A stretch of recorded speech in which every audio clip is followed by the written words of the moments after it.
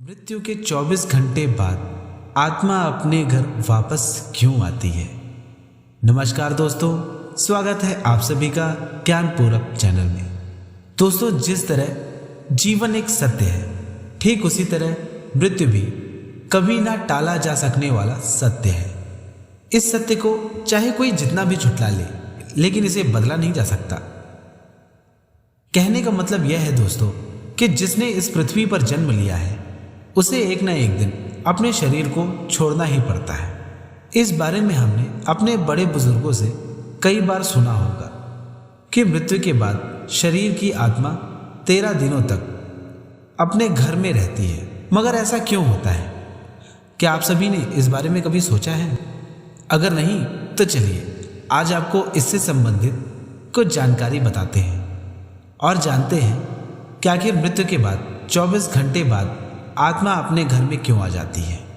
दोस्तों, आपको बता दें, गरुड़ पुराण में बताया गया है कि जब किसी व्यक्ति की मृत्यु हो जाती है तो यमराज के यमदूत उसे अपने साथ यमलोक ले जाते हैं।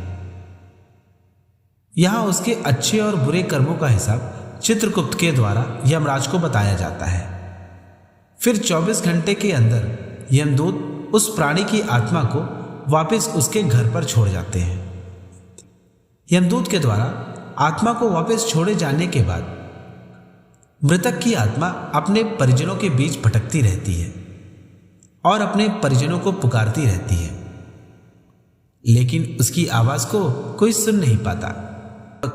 यह देखकर मृत व्यक्ति की आत्मा बेचैन हो उठती है और जोर जोर से चिल्लाने लगती है। इसके बाद आत्मा अपने शरीर के अंदर प्रवेश करने की कोशिश भी करने लगती है, लेकिन यमदूत के कारण वह मृत शरीर में प्रवेश नहीं कर पाती।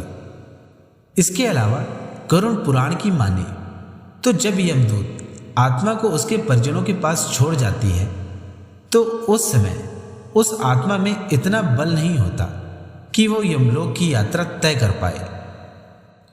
गरुड़ पुराण के अनुसार किसी भी मनुष्य के मृत्यु के बाद 10 दिनों तक जो भी कार्य किए जाते हैं उससे मृतक आत्मा के विभिन्न अंगों की रचना होती है और जो 11वें और 12वें दिन पिंड दान किया जाता है उससे मृतक आत्मा रूपी शरीर का मांस और त्वचा का निर्माण होता है। और जब 13वें दिन 13वीं की जाती है तो उस दिन मृतक के नाम का पिंडदान किया जाता है।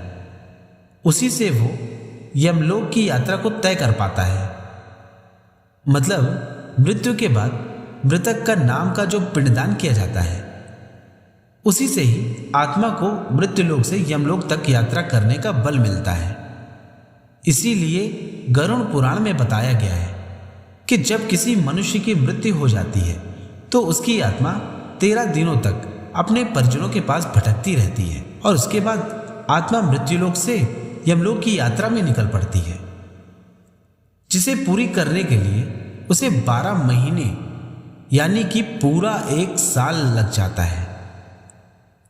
इतना ही नहीं दोस्तों, माना तो यह भी जाता है कि 13 दिनों तक मृतक के नाम का जो पिंडदान किया जाता है वह आत्मा के 1 वर्ष के भोजन के समान होता है।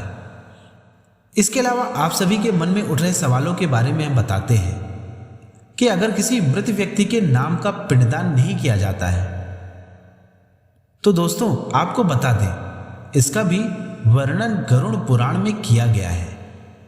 जिस मृतक व्यक्ति का पिंडदान नहीं किया जाता, यमदूत उसे 13वें दिन जबरदस्ती घसीटते हुए यमलोक की ओर ले जाते हैं और मृतक व्यक्ति की आत्मा को उस दौरान काफी सारी यातनाएं झेलनी पड़ती हैं।